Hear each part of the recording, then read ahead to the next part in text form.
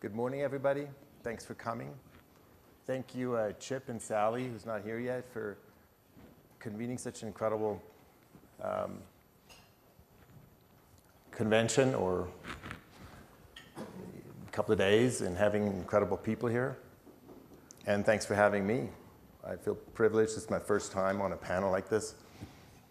And with me are Bill Becker, President of the Presidential Climate Action Plan, and John Powers of the Alliance for Sustainable Colorado.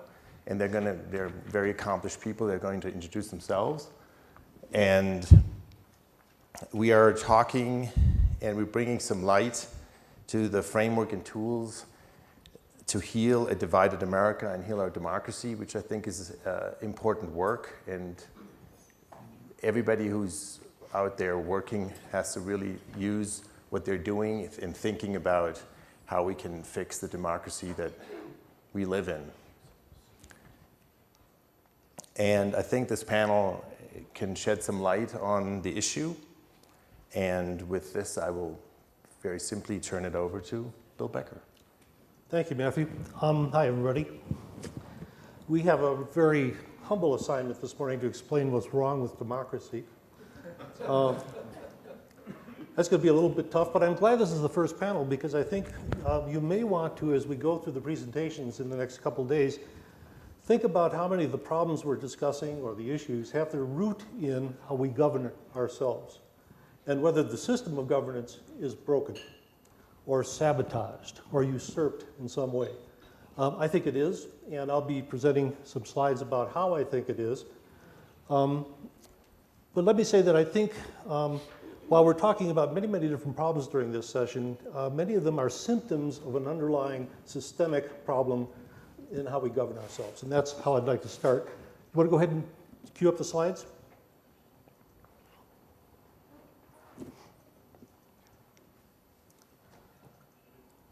All right. So I'm going to be talking about our broken democracy. We blame Putin, probably rightly, for subverting democracy in this last election.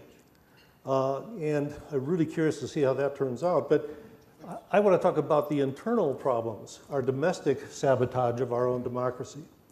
And I want to talk specifically about these 5 things: campaign finance, reapportionment or remapping or redistricting, it's called several different things, voter access, are we giving everyone equal access to the right to vote, the Electoral College, and the fairness doctrine. Starting with campaign finance, I think we all are pretty aware of what's happened in that arena and how much money these days controls politics. The Supreme Court, bless its heart, has ruled that money is speech, corporations are people, and they have a right to free speech, and we cannot limit how much money is spent in political campaigns under certain conditions. And oddly, in one of the decisions, the 2010 decision, one of the justices actually said the general attitude a candidate may feel toward those who support him or the political access such support may afford is okay. In other words, we understand, the justices said, that if you give a lot of money to someone, he's going to answer your phone calls, or she will. But the problem is that access comes with influence, and the Supreme Court didn't recognize that. So we have a very strange system right now governing how we finance our campaigns, and you can see in these 2 charts how those decisions have affected, in the upper chart, the cost of elections.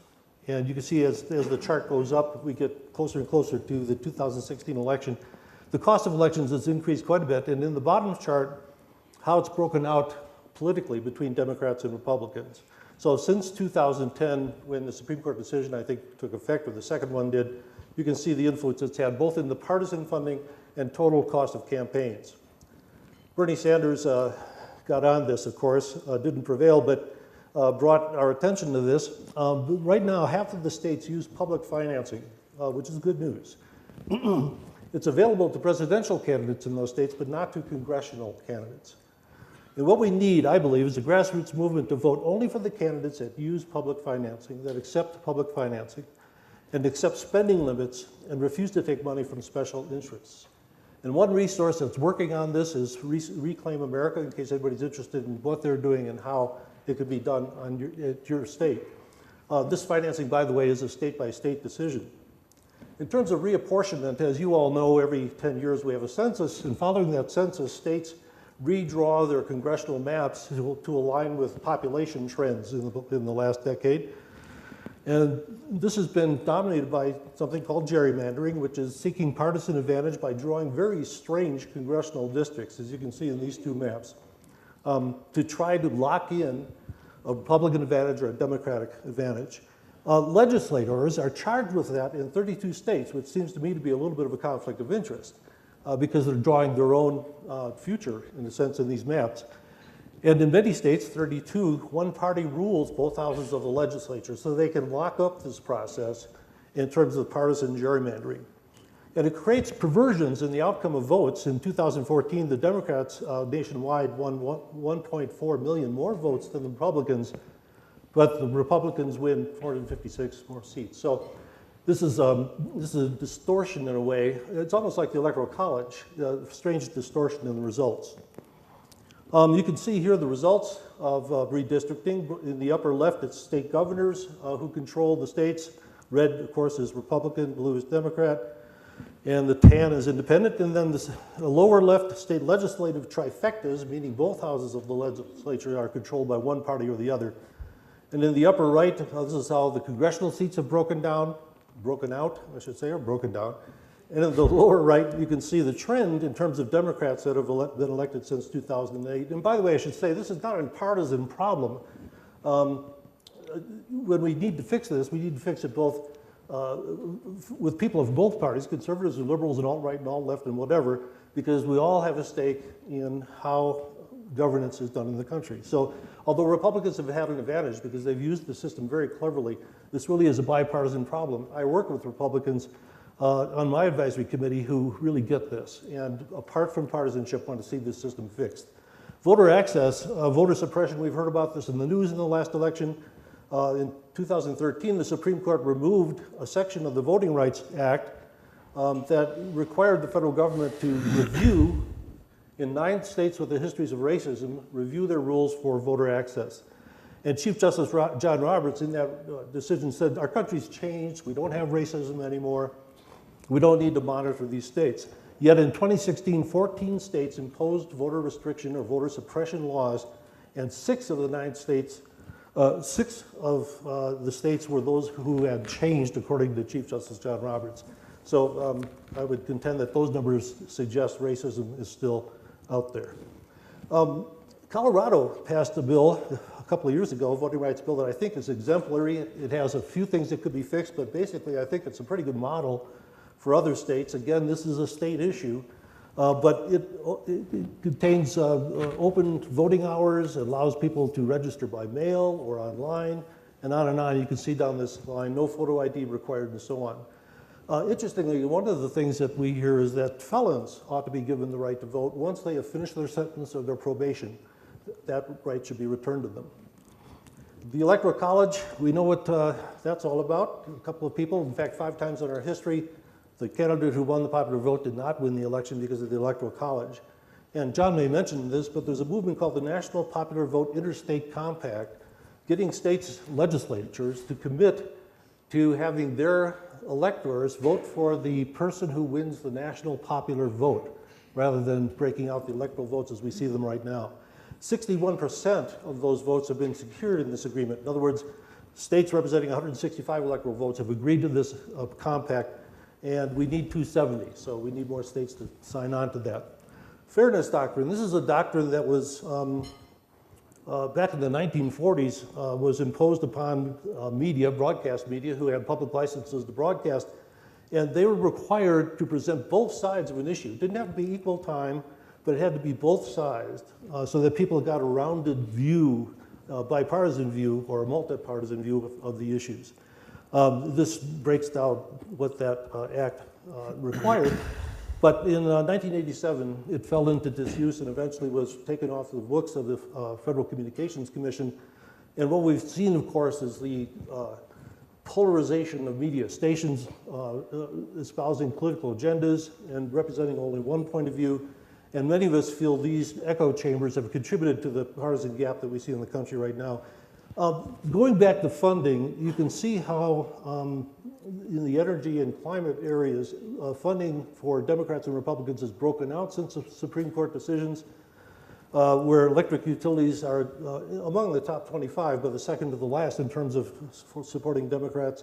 Oil and gas and electric utilities are a little bit higher up on the list in terms of supporting Republicans. And the result is that we have a tremendous gap between what the American people want for their energy and want the government to do with climate change and what we're actually getting. These maps are a little bit small, but they show that fossil fuels are falling out of favor, renewables are falling into favor. The majority of Americans want renewables over fossil fuels, and yet renewables constitute a very small fraction of our energy production right now.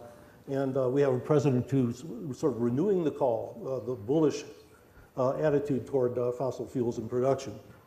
So there's a split between what the people want and what the people get.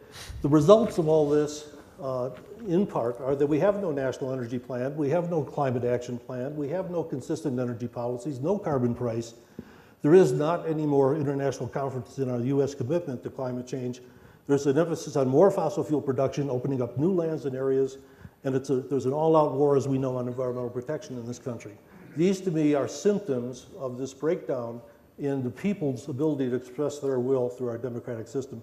I threw this in because it's curious to me. I have no idea why this is the case, but it appears that we have had a lot of US citizens drop their citizenship after a long-term US residency. I don't know, this is a chart that ends in 2015 before Donald Trump began talking about blocking refugees and so on. So it's a curiosity, and I wonder if it has to do with the quality of our country these days in terms of public discourse. I don't know. David Orr, who you will hear from later in the program, really is onto this. John's going to talk about what he and David have in mind, but David has come to recognize, he's, as you know, an energy writer, an environmental writer. He's come to recognize that the strong democracy is what we need to restore in order to get to those values of environmental values and energy and climate values. Thomas Jefferson said, "The government you elect is the government you deserve." Absolutely right. Thank you. John? Thank you, Bill. Thank you for teeing it up. My personal mission is to give you homework, to give you something to do. And I'm hoping that my presentation will be queued up. I'm going to give you a small sample of a larger plan. And at the end, you'll see my email address. And anybody who would like to see the larger plan is welcome to email me, and I will send it to you. This is just a representative example of actions people can take. And I'm going to give you the reason why I think you should. This is the challenge statement.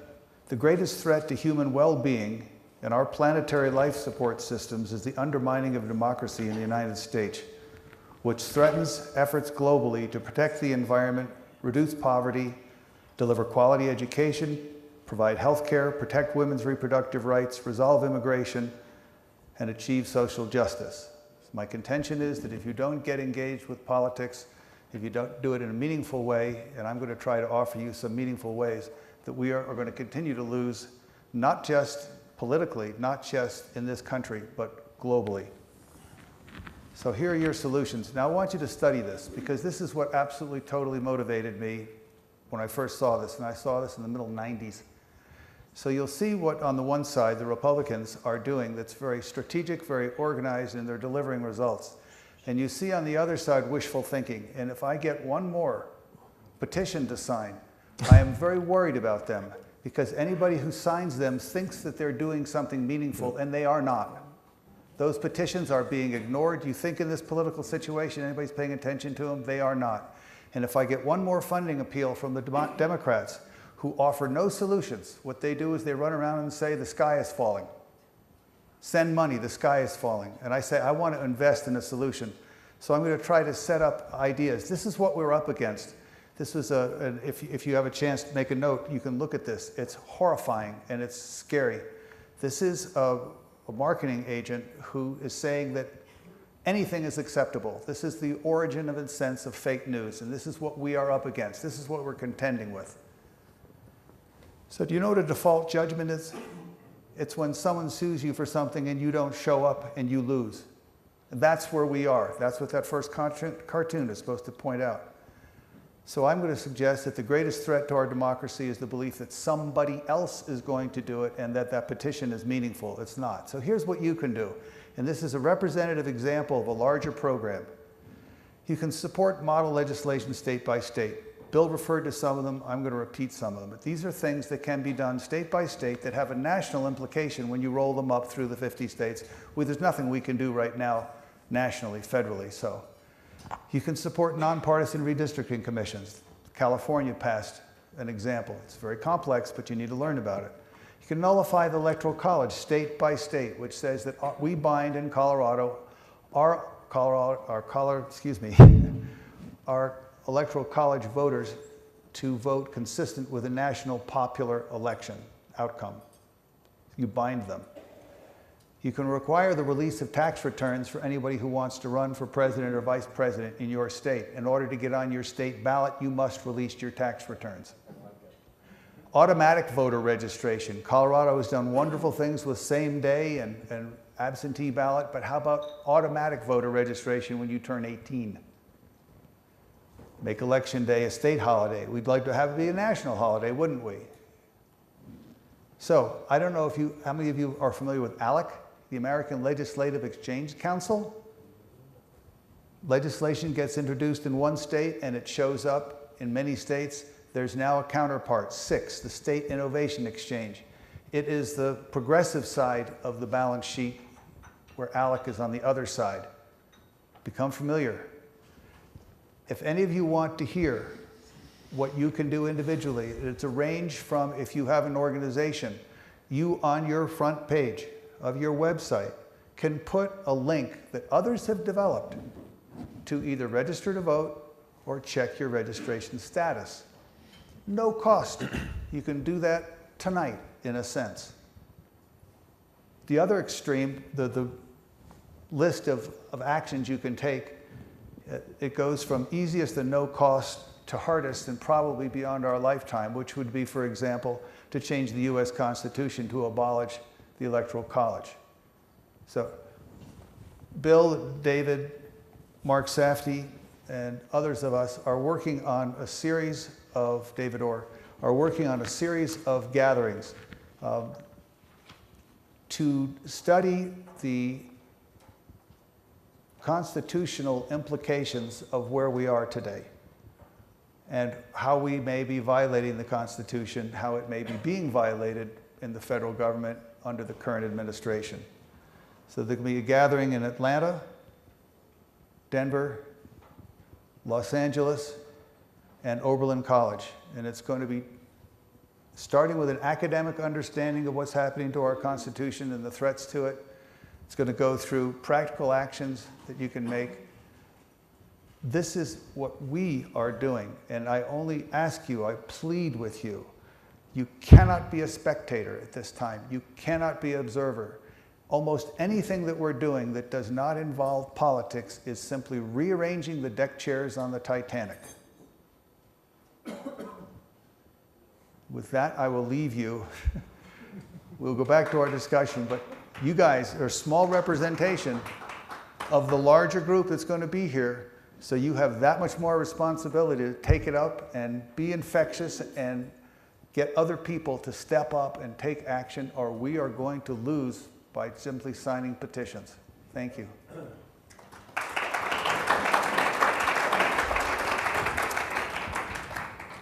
So I want to tell you a little bit about an experience I've had, which includes everything these gentlemen were just talking about, and takes it another step in another direction, which I'd like to add in. So when we were making the film, when I was making the film, We the People 2.0, I think, which is shown in this conference, about community democracy movement, I traveled all across the states, mainly Ohio, Pennsylvania, and Oregon, and what turned out later to be complete Trump country. And I talked to these guys there, and what I witnessed is people and communities were assaulted by certain corporate activities. Some of them single, some of them many. And the people didn't want those activities around. The communities didn't want them. And they felt that they had the right to express their grievances. And they said, you know, just like the revolutionaries did, hundreds of years ago. And they wanted to be heard. So they wanted to stop things that made them sick. Usually, most of them, these activities made the communities, in some ways, made the people sick. And it was things like sludging, like orchards, or public lands, or mining near towns and waterways, fracking in residential areas, dusting, dumping, GMOs, CAFO, you name it. But what they found is that even though they would work through all these democratic processes, for instance, like petitions, or asking your local politicians, or go to your state environmental agencies, that nothing works, and they would get fracked, they would get mined, they would get sludged. And they would stand together as a community. So like 90% of the people would say, we don't want this.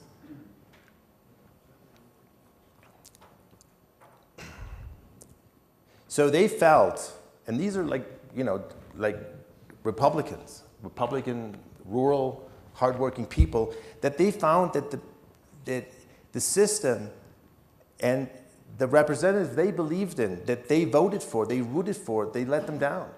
And they felt exposed. And what was most disheartening for me to see, and it makes me very emotional talking to these folks, is that the law was stacked against them, and that the representatives that they believed in, the government, that we call the American government, their American government, were against them, and ended up in the law of court and in other situations always siding with the corporations. So besides inequality, we have to understand, everybody's talking about inequality, the wealthy and the poor, and no jobs and stuff. There's another division happening, talking about the subject of divided America. The division is the raiders versus the raided, the assaulters versus the raped and the ridiculed, because not only are they being harmed, then they're being ridiculed. Destructive and abusive corporate activity versus the people that want to go about their lives. And I went there and I talked to them. They want to go about their lives. They want to keep their children safe. They want to get them educated. They want to get them on. They want to do their job. They want to live in a healthy and clean community. And they cannot. They are not allowed to. But experiences like these community entrepreneurs didn't give up. And they rediscovered the solution and framework that was missing. And we call that today the community rights movement.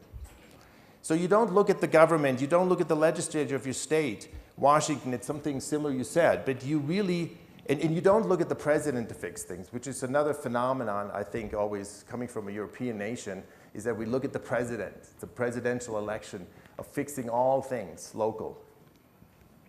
And you don't look at these places, but you look at your own doorstep, your own community, and you seize back the ability to write municipal law. And basically to write a community bill of rights expressing how you want to live in your community. Because people forgot that they were citizens. They forgot that they not only had the right to say no to harm that comes into the community, but they really have a duty to stand up and speak up. And we all know that takes courage.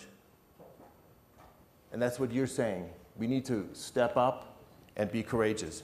So these community rights movement is offering to help people in little towns like Tamaqua, Pennsylvania, or cities, larger cities like Pittsburgh, to remember that they are sovereign unto themselves and they're sovereign over corporations.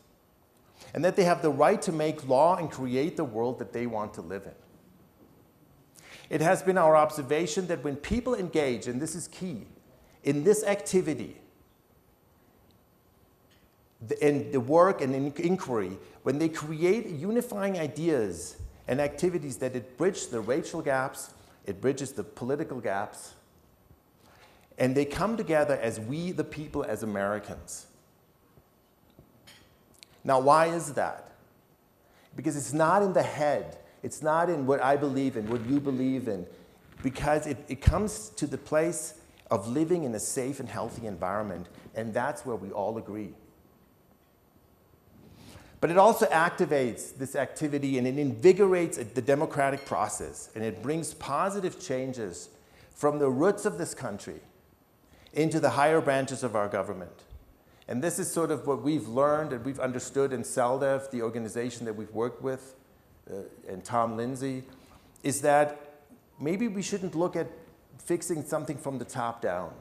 Maybe we shouldn't run to the states, and they're all in the pockets by the system, in the pockets of these entities, this mindset.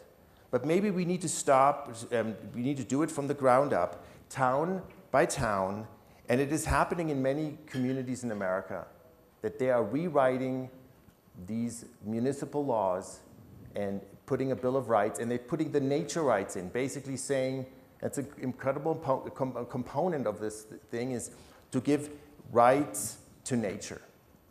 And not just see nature as property to be exploited, to be abused, because you own it and you can do whatever you want with it. It has systems, ecosystems have rights, rivers have rights. It's not the individual tree that stands in your backyards, it is the ecosystem.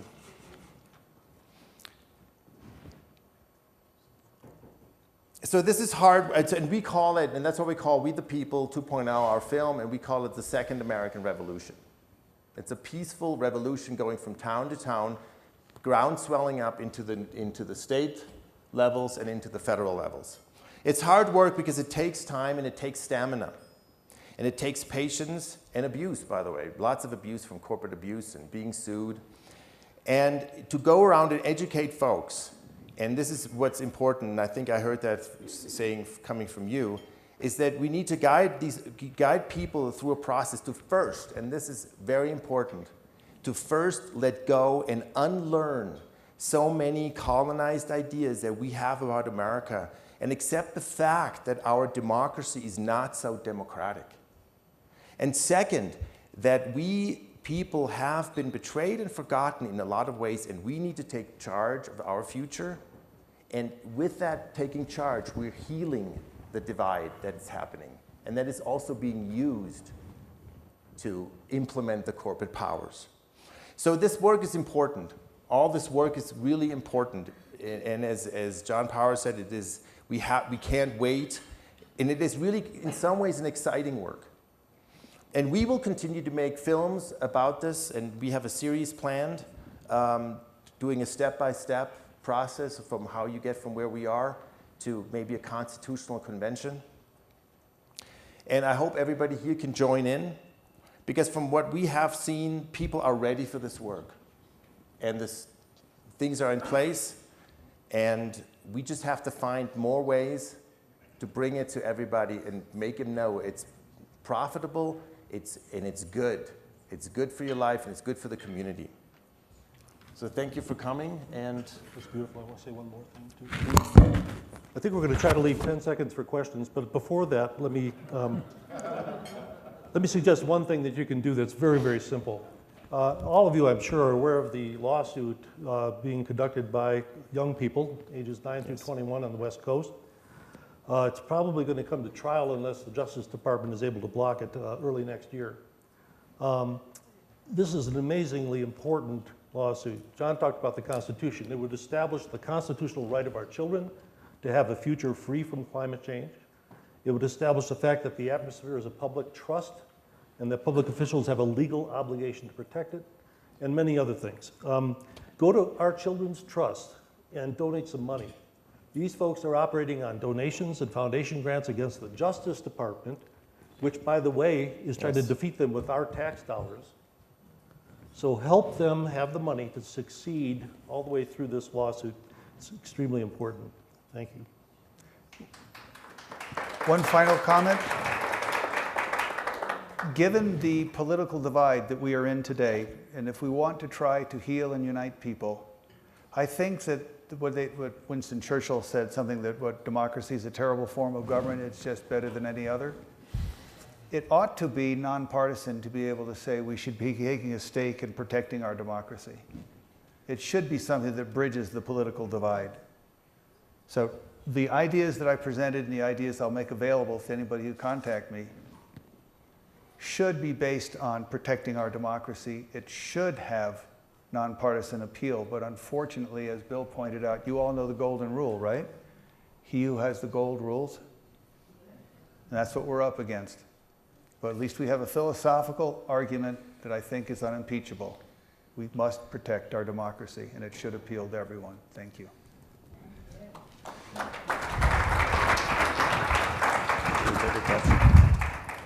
We're actually 7 seconds over time, so I think we're going to probably have to leave the stage, Barclay. Can we get a question? You've got 14 seconds. 14 seconds, that's even No, more that's than I thought. negative. That's, Working or not, Yes. there it is, now it is. I have no gold, but I have a sterling idea I wanted to share.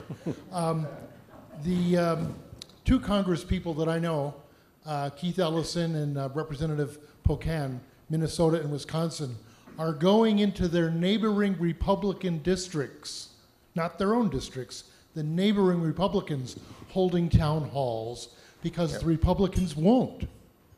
And what a great idea, and I'd like everybody in this room to think about that, take it home and suggest that to your neighbors. Thank you. thank you. Barclay, I think we have to leave now, right? Yes, sir. Okay. Thank you all. Thank you. Thanks to our panelists.